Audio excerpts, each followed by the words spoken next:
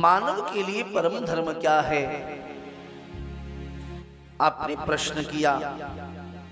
मानव के लिए परम धर्म महाराज यह नहीं कि प्रातः काल ब्रह्म मुहूर्त में जग जावे, जग करके दिन में 4 बार स्नान करे।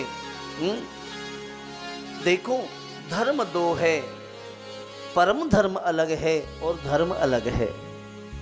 इसकी चर्चा श्रीमद् भागवत में भी, गीता जी में भी कई बार की गई है। परम धर्म अलग है और धर्म अलग है, लोक धर्म अलग है, भागवत धर्म अलग है। हाँ?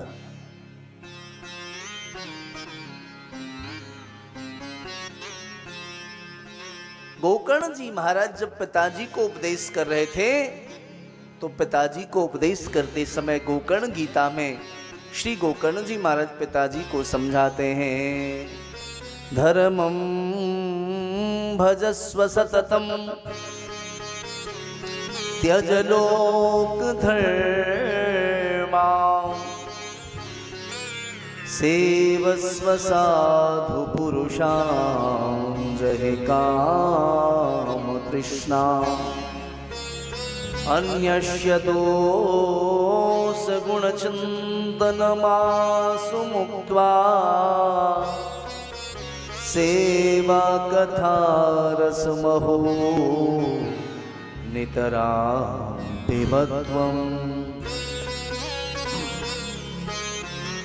धर्मं भजस्व सततम त्यज लोक धर्मान। पिताजी, धर्म का आश्रय लीजिए और लोक धर्म का परित्याग करिए।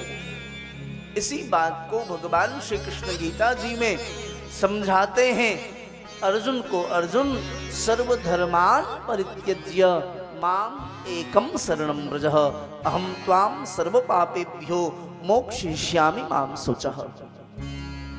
तू सारे धर्मों का त्याग करके एक मेरी शरण को ग्रहण कर ले, मैं तेरे योगक्षेम का वहन करते हुए तेरा कल्याण कर दूंगा।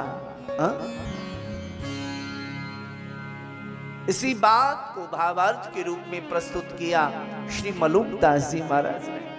अजगर करहि न चाकरी, पंछी करहि न काम, दास मलुका कह गए सबके दातारा।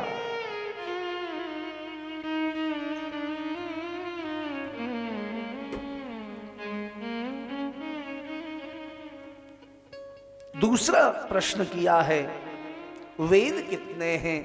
बोले वेद 4 हैं। सामवेद, यजुर्वेद, ऋग्वेद और अथर्ववेद, ये 4 वेद हैं।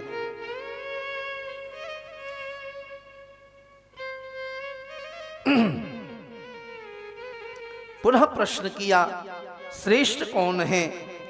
पूजन किनकी की जाए? मंदिर में अनेकानेक देवता होते हैं।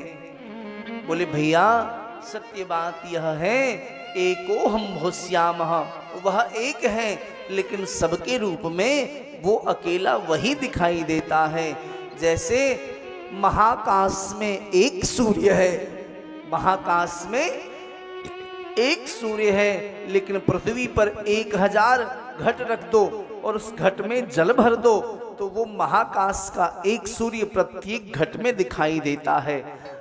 इसका मतलब यह नहीं कि महाराज अनेक घटाकाश हैं। जो महाकाश में एक सूर्य है, वह एक सूर्य ही प्रतिबिंब के रूप में प्रत्येक घट में दिख रहे हैं। अर्थात वह तो एक है लेकिन प्रत्येक स्वरूपों में वही दिखाई दे रहा है। एको हम भोस्यामः एकम सद्विप्रा बहुधा वदन्ति। तो आपकी जिसकी प्रति श्रद्धा हो जाए, जिसमें मन लग जाए, आप उनका भजन करो, उसी से आपका कल्याण हो जाएगा।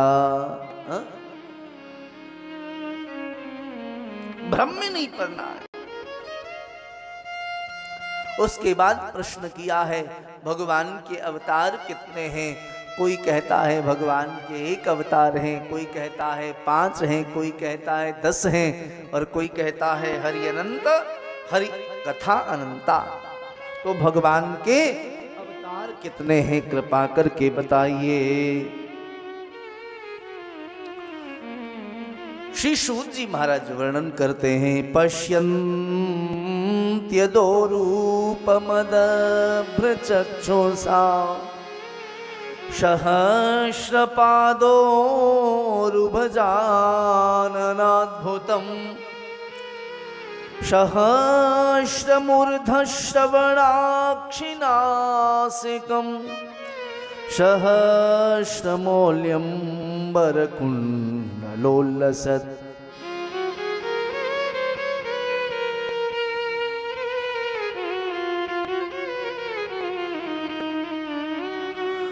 सूत जी महाराज कहते हैं, भगवान ने पहले लोक रचना की इच्छा से पुरुषावतार ग्रहण किया। उस समय उनकी नाभि कमल से ब्रह्मा प्रकट हुए, जिनके शरीर के अवयवों से समस्त लोकों की रचना हुई। योग निद्रा के विस्तार कर जल में शयन कर रहे थे। विशुद्ध सत्व में भगवान के इसी प्रधान रूप का योगी जन ज्ञान चक्षु से दर्शन कर रहे थे और उनका दर्शन करके सारे देवता वैष्णव भक्त प्रसन्न हो रहे थे। भगवान का यह योग निद्रा वाला स्वरूप जो क्षीर सागर में शयन करते हैं, अद्भुत रूप है। महाराज मुकुट कुंडल आभूषणों से उनका स्वरूप दैदीप्यमान हो रहा है। महाराज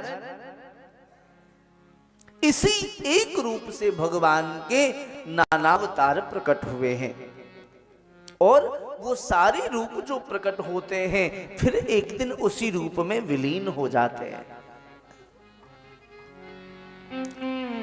इसी एक रूप के अंशांश जो क्षीर सागर में शयन कर रहे हैं, इसी एक रूप के अंशांश ब्रह्मा जी, मरीचि, कश्यप, देवता, पशु पक्षी, मनुष्यादि योनियां इसी एक रूप से उत्पन्न होती हैं और इसी एक रूप से 24 अवतारों का भी प्रादुर्भाव हुआ है। सूत जी महाराज सोनकादिक ऋषियों से कहते हैं,